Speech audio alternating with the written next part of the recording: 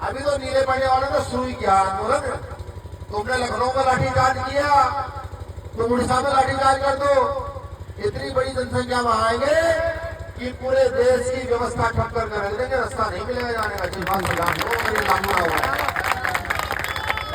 और अगर बीजेपी के लोग ये सोचते हो कि नहीं हमने तो बिल पास कर दिया और बिल पास करने के बाद सुप्रीम कोर्ट में इसका हम पक्ष नहीं रखेंगे, ये निरस्त हो जाएगा, तो बीजेपी के लोगों को बता दे भ्रम में मत रहना, भ्रम में मत रहना। हम तो इंतजार कर रहे हैं, इंतजार कर रहे हैं अगली तारीख का कि सुप्रीम कोर्ट क्या कहता है। अगर कहीं ये महसूस हुआ, वैसे तो सुप्रीम कोर्ट का सम्मान करते हैं, लेकिन अगर ये महसूस हुआ कि सुप्रीम कोर्ट में भी जातिवाद हुआ है, तो फिर असली जातिवाद क्या होता है सड़कों पर निकलकर हम बताएंगे कि जातिवाद कहते किसे हैं। इस देश की 6,743 जातियों को इकट्ठा करके उन चंद लोगों को ये बताने का काम करेंगे हम कितने मजबूत हैं। पिछले 5 वर्षों में बरंगढ़ जिले में 100 से अधिक SC/ST केस दर्ज हो चुके हैं। 100 से अधिक SC/ST केस दर्ज हो चुके हैं। इनमें से आधे से ज्यादा केस ऐसे हैं जिनका अब तक कंपेंसेशन नहीं मिला। और ये सिर्फ बरंगढ़ की बात नहीं, अभी लखनऊ से बात हो रही थी, पूरे उड़ीसा की बात है। शायद 6-7 दिन का प्रावधान है कंपेंसेशन मिलने का। और अगर इतने दिन में प्रशासन कंपेंसेशन नहीं देगा तो प्रशासन के अधिकारी को जेल जाना होगा। समझ रहे? ये बात मेरी नोट करके रखिएगा। अगर SC/ST एक्ट लगता है और निश्चित समय में प्रशासन आपको कंपेंसेशन नहीं देता, तो प्रशासन के अधिकारी लेके कलेक्टर से नीचे तक के अधिकारियों को आप एक मुकदमा दर्ज करा के सारों को जेल भेज सकते हैं। ये अथॉरिटी आपके हाथ में है। तो अधिकारी सुन ले कि ऐसा ना करे, जो कंपेंसेशन बैठता है वो जल्द से जल्द भिजवाए। अब भवना क्षेत्र के में योजनाबद्ध तरीके से कोटा, घासी, चमार समाज के लोगों को ईसाई बताकर बार बार जानने में हमले किए जाने के संबंध में संविधान का आर्टिकल 25 और संविधान का आर्टिकल 26 आपको इस्लाम धर्म मानने की आजादी देता है, हिंदू धर्म मानने की आजादी देता है, ईसाई धर्म मानने की आजादी देता है, आपको बुद्ध धर्म मानने की आजादी देता है। या फिर आपकी संत को, गुरु को मानते हो तो आर्टिकल 25-26 आपको उसकी भी आजादी देता है। ठीक? जो इन आर्टिकल के विरोध में जाएगा उसका इलाज भीमार्मी के लोग करना जानते हैं। या तो प्रशासन सुनिश्चित करे कि जो लोग प्रार्थना कर रहे हैं तुम उन्हें पीट रहे हो, बस जंगल के चंद घूमने जाते हैं, जाकर के मारपीट शुरू कर देते हैं। कहीं हमने मारपीट शुरू कर दी, पता लग रहा है बजरंग बली मिल ही नहीं रहा कहीं भी, पूरे छत्तीसगढ़ से गायब हो गया। और विशेषकर दलित समाज के जो लोग होते हैं उनमें से उनको जाकर पीटते हो। तो यहाँ के कलेक्टर महोदय और खासतौर से यहाँ के मुख्यमंत्री महोदय जो हमारे परिवार से आते हैं, लेकिन हमारे परिवार से आने के बावजूद भी दूसरे घर की कठपुतली बन गए। हकीकत है, दूसरे घर की कठपुतली बन गए। तो मैं उनको बताऊं कि आर्टिकल 25-26 का उल्लंघन बर्दाश्त नहीं किया जाएगा किसी की कीमत पर। सावनपुर गांव में सरकारी जमीन विवाद को लेकर दलितों पर किए गए जानलेवा हमले। सिरीगढ़ी गांव में दलित लड़की के साथ जबरदस्ती दुष्कर्म का प्रयास के विरोध में, देखो यहाँ बेटियां भी बैठी हुई हैं, इस मामले में किसी से कोई शर्म नहीं। अगर कोई आपके साथ गलत हरकत करता है, आपके साथ बदतमीजी करता है और आपके साथ कोई भी ऐसा व्यवहार करता है जो अनुचित है, तो जो आप उसका बिगाड़ सकती है, अगर उसका हाथ काट सकती है तो हाथ काट दे और सिर काट सकती है तो सिर काट। आपका भाई खड़ा है। इस मामले में किसी कानून का उल्लंघन करना पड़े तो किसी प्रकार की कोई दिक्कत नहीं है, क्योंकि हम बेटियों के बलात्कार के मामले में स्पष्ट हैं। ये बख्शिश की नहीं जाएगी ऐसे किसी भी व्यक्ति की जो बेटियों की तरफ गलत निगाह से देखकर। अंताबिरा क्षेत्र में समारू पाड़ा, लरी पहाड़ा, चुकली फराम पाड़ा में दलितों के घर तोड़े गए हैं।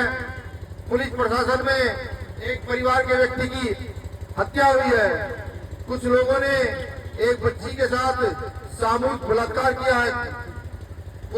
उपला गांव, उपला की पीड़िता है ये, कुदला की पीड़िता के साथ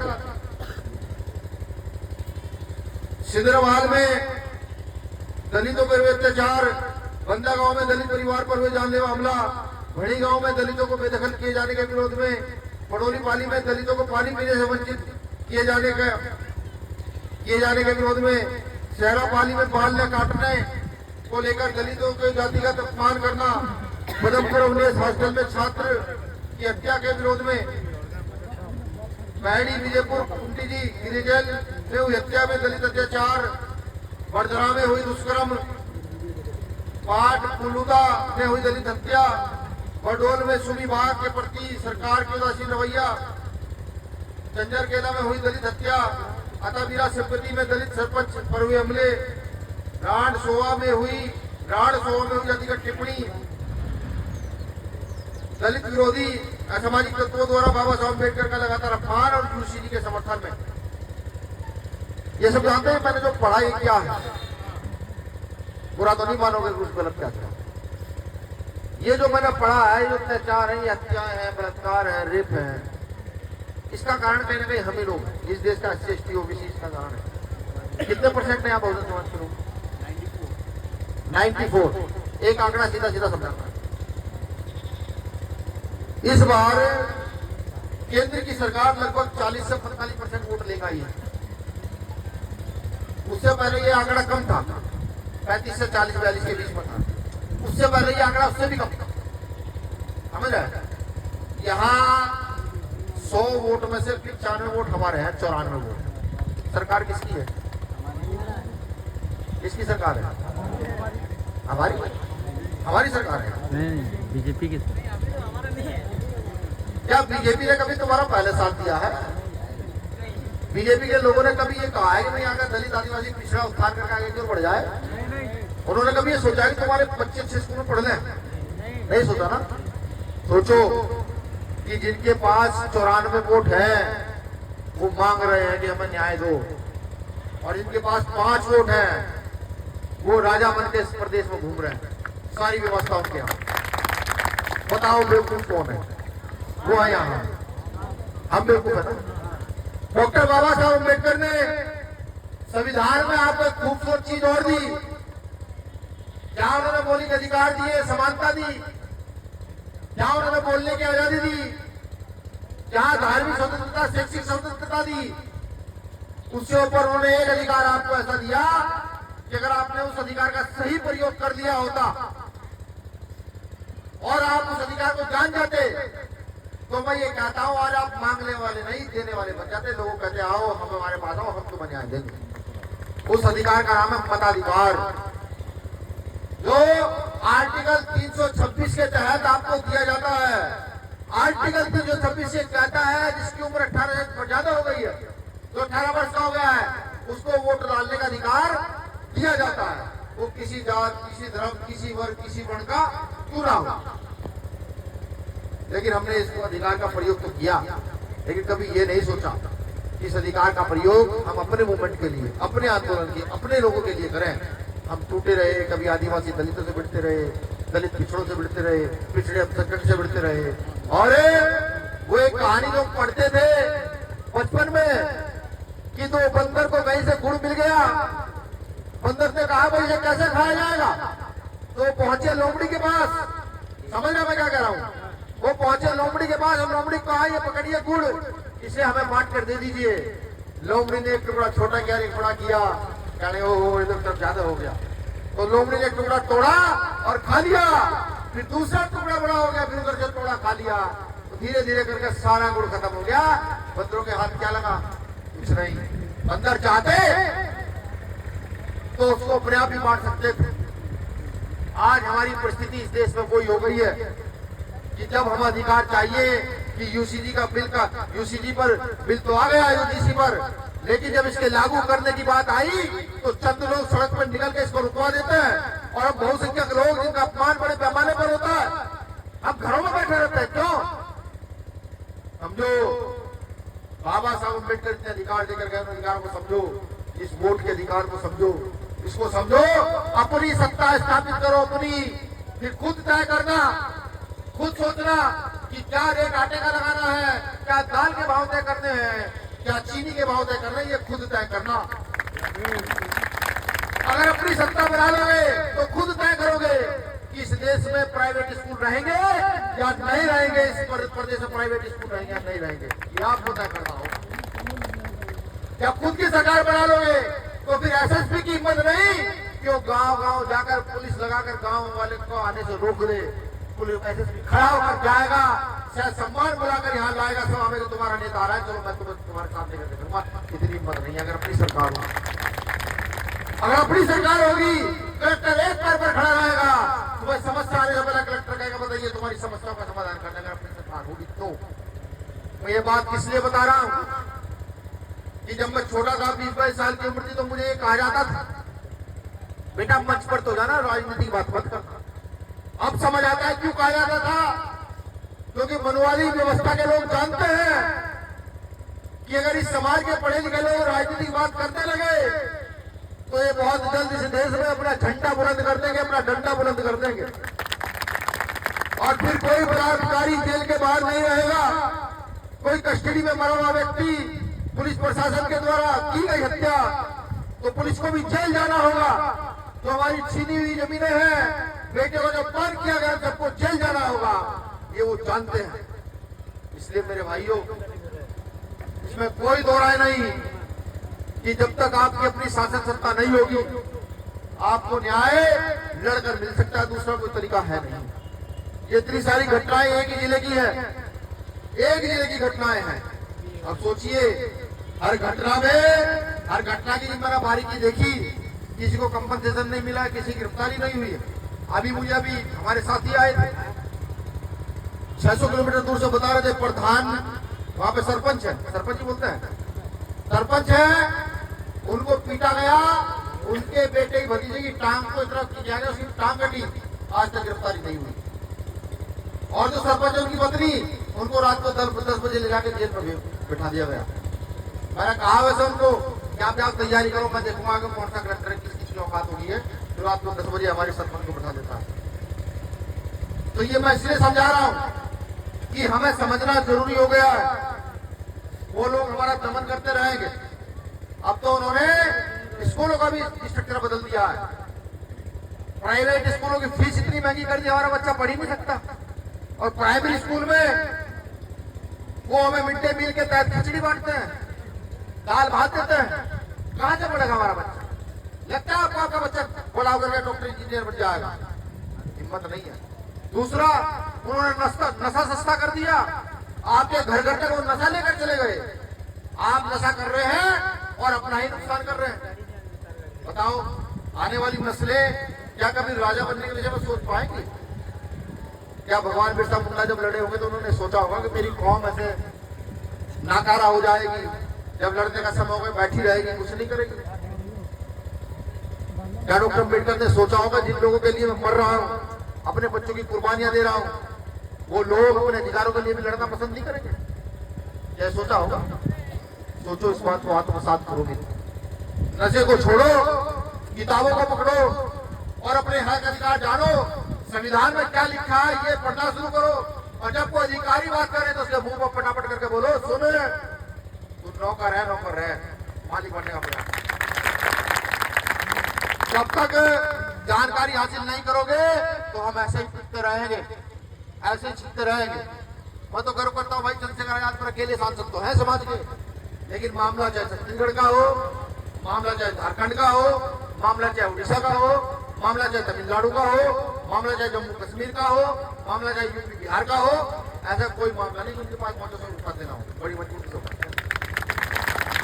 और सारे प्रदेश के नेता परेशान हैं, सारे प्रदेश के नेता, कि भाई इनकी टीम, ऐसा कोई गांव नहीं जहां टीम ना हो, चाहे उड़ीसा हो, चाहे केरल हो जहां हमारी भाषा भी कोई नहीं जानता, चाहे आप तमिलनाडु चले जाओ, भाषा कोई नहीं जानता, महाराष्ट्र हो, मध्य प्रदेश हो, राजस्थान हो, हरियाणा हो, उत्तर प्रदेश हो, केरला हो, कर्नाटक हो, असम हो, मणिपुर हो, मेघालय हो, सब जगह हमारी टीम है। तो वो परेशान है कि अगर ये जो पीढ़ियां बैठी है ये वाली, ये कल विधानसभा लोकसभा जाने लगी कि इनका एक नेता उन पर सब पर बर्दाश्त नहीं हो रहा कि अगर ये पीढ़ी चली गई यहाँ विधानसभा तो आपको लगता है उड़ीसा की विधानसभा चला लेगा मुख्यमंत्री? चला नहीं पाएगा। इनमें से एक विधायक को विधानसभा भेज कर तो देखो। लेकिन इसके लिए मेहनत करनी होगी। इसके लिए डॉक्टर अम्बेडकर के सिद्धांतों पर चलना होगा। इसके लिए सबसे पहले नशे से दूर होना होगा कि हम राजकाज की बात को सोच सके। हमने सोचना बंद कर दिया है, बिल्कुल बंद कर दिया है। जो लोग आज हमें डंडे से हाँकते हैं, जो प्रशासन आज हमारे लोगों को रोक रहा है, जो प्रशासन हमारे लोगों को डरा धमका रहा है, वो प्रशासन का तुम्हारे लिए फूल लेकर के खड़ा ना हुआ तो मुझे कहना कर राजकाज अपना स्थापित कर दो। वरना मेरे भाई कई पीढ़ियां जा चुकी, पिछले 4000 साल हमारे पुरखों ने गुलामी यहाँ सही। 4000 साल कितनी हत्या, कितने बलात्कार सही होंगे अंदाजा है? नहीं है तो सोचना आज घर जाकर कितना बुरा बुरा हुआ हो।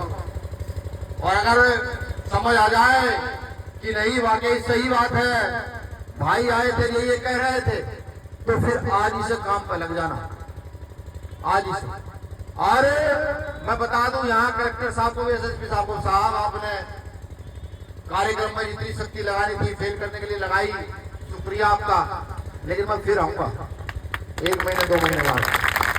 और ये क्या है, जिस दिन इस बार आऊंगा इतना यहाँ रहूंगा उड़ीसा के अंदर, अगर आप सो जाए तो मुझे बताना कि एक आदमी आया था और चैलेंज देकर गया था। सोने नहीं दूंगा, इतने लोग लेकर के आऊंगा और इसी जिले में आऊंगा, बड़ी ताकत से आऊंगा और पूछूंगा आकर के कि उस समय जब आप मेरे लोगों को दबा रहे थे, जब वो बलात्कार हुई बहन के हत्यारों को, बलात्कारियों को पकड़ने के लिए, गिरफ्तार करने के लिए कह रहे थे, जब वो हमारे लोग जो पीटे गए हैं उनके जो विरोध के लोग जो गिरफ्तारी के लिए कर रहे थे, जब हमारे लोग यूसीसी की बात कर रहे थे, यूजीसी की बात कर रहे थे, उस समय आप एसी कमरे में बैठे थे और अपने अधिकारी को आदेश दे रहे थे। उस दिन मैं यहाँ खड़ा होकर आदेश दूंगा कि हमें क्या करना है। और माननीय मुख्यमंत्री महोदय, आप परिवार के तो जरूर हैं, मैं ये भी आपसे वादा करता हूँ कि जो फौज यहाँ बैठी है मंच पर और नीचे फौज बैठी है, इसी फौज के बल पर एक दिन यहाँ राजकाज बदल कर दिखाएंगे। इस आगे राजकाज कैसे बदला जाता है, बिल्कुल बदल कर दिखाएंगे। मैं जानता हूँ पैसे नहीं है, संसाधन नहीं है, बड़ी बड़ी गाड़ियां नहीं है, मुझे पता है, लेकिन हिम्मत बहुत है, बड़ी हिम्मत है। हमारे पुरखों ने यहाँ तो पहाड़ काट काट के रास्ते बना दिए, ये सब हमारे पुरखों की देन है। पहाड़ खोद खोद के नदियां बना दी। ये जो बड़ी बड़ी बिल्डिंगें हैं, ये जो सफाई, सड़क पर सफाई करते हैं आप लोग देखते हैं, ये जो रिक्शा चलाते हैं, ठेली लगाते लोग देखते हैं, जो रात दिन मेहनत करते हैं, जो गटर में घुसते हुए लोग देखते हैं, हमारे तो लोग हैं, हम ही तो है वो लोग। जब हम इतनी मेहनत कर सकते हैं तो इस देश की शासन व्यवस्था बदल करके इस देश की शासन व्यवस्था को चला देने का काम करते हैं, ये आपको बताएंगे। और आप भी कमर कसो, सोचो कि राज करना है, कैसे करना है। डॉक्टर अम्बेडकर रास्ता लिख के देखे गए हैं, बस ये सोचना शुरू करो कि राज करना है। मैं लिख के देता हूँ, अगर यहाँ से सोचना शुरू कर दिया तो अगले चुनाव तक बहुत सारे लोग विधानसभा में होंगे, फिर मुझे आने की जरूरत नहीं पड़ेगी। मैं तो जब आऊंगा तो राजधानी में बुलाया जाएगा, बाकायदा पूरे प्रदेश की पुलिस लगेगी, पूरे प्रदेश की गाड़ियां इकट्ठी होंगी, सिर्फ सम्मान के लिए मुझे बुलाया जाएगा। आपको किसी को बुलाने की जरूरत नहीं पड़ेगी। आपके नेता आपका इतना बड़ा काम कर देंगे। शुक्रिया, आप सब लोगों ने मुझे सुना। बस अंत में एक बात कहूंगा, सम्मान से बड़ा कुछ नहीं है। अगर सम्मान नहीं तो मर जाओ। अगर आपको बेइज्जती महसूस होती है और सम्मान के लिए नहीं लड़ सकते तो बड़े तो मौत है, मर जाओ। बाबा साहब अम्बेडकर भी कहते थे 100 दिन बकरी का जीवन जीने से अच्छा एक दिन शेर का जीवन जिया जाए। इस सम्मान को अपने अंदर पालना शुरू करो, खुद को सम्मानित महसूस करना शुरू करो। जब कोई गलत बोले तो सम्मानित महसूस करना शुरू करो, इसका गलत बोलने इसका इलाज कैसे हो, चाहे तो उसे जेल ना भिजवाओ तो चाहे तो सो मत। इसलिए सम्मान महसूस शुरू करो, समाज को भी पता हो जाकर के ये सम्मान महसूस करना, लड़ना है, बड़ी मजबूती से लड़ना है। शुक्रिया, आप सब लोगों ने मुझे सुना। यहाँ तमाम मंच पर मंचासीन बैठे हमारे तमाम साथी, लंकेश सोलम सोना हो, हमारी प्रदेश कमेटी के मेंबर जितने भी हो, आप सबका भी बहुत बहुत आभार जो आप यहाँ अपने खून से आंदोलन को खींच रहे हैं। यहाँ बैठी तमाम देवतुल्य जनता, खासतौर से मेरी माताएं और बहनें जो यहाँ बड़ी संख्या में है, पुलिस के इतने परिसर के बावजूद भी आप सबको सलूट है तो भाई आप प्रशासन का इतना बड़ा विरोध झेलने के बावजूद भी यहाँ पर बैठे हैं। मैं तो आपसे एक वादा करूंगा कि जब जब आप बुलाओगे तब तब आऊंगा, खून देना पड़ेगा खून भी दूंगा, उसके लिए मैं कभी पीछे नहीं। और जरूरत पड़ी वैसे तो चंद्रशेखर भाई के पास अपने काम बहुत ज्यादा दे दिया, लेकिन जरूरत पड़ी तो चंद्रशेखर भाई को भी यहाँ लेकर आऊंगा, ये बताने के लिए कि हम बड़े ताकत हैं। और एक चीज और ध्यान रखना, एक बहुत महत्वपूर्ण चीज है कि जब तक हम एकजुट होते हैं ना, तब तक हमें भाषावाद और क्षेत्रवाद में बांटा जाता है, जातिवाद में बटे में है ही नहीं। लेकिन कुछ लोग आपके बीच आएंगे, कहीं तो दिल्ली से 2 लोग आए थे, उनके साथ खड़े हो गए, फिर आएंगे जाने यार उनकी भाषा अलग, तो उड़िया बोलते हो हिंदी बोलते हो, उनके साथ खड़े हो गए, तो उन्हें फिर बताना हाँ भाषा तो अलग है, जाति भी अलग हो सकती है, लेकिन आंदोलन एक ही है जिसका नाम डॉक्टर अम्बेडकर है, ये उनको बता देना। जिस दिन आपने हमको ये बता दिया वो 10 कदम पीछे रहना शुरू कर देंगे, बड़ी मजबूती के साथ रहना शुरू कर देंगे। शुक्रिया। जय भीम, जय भारत, जय जोहार, जय संविधान, जय मंडल। जय भीम, जय भीम।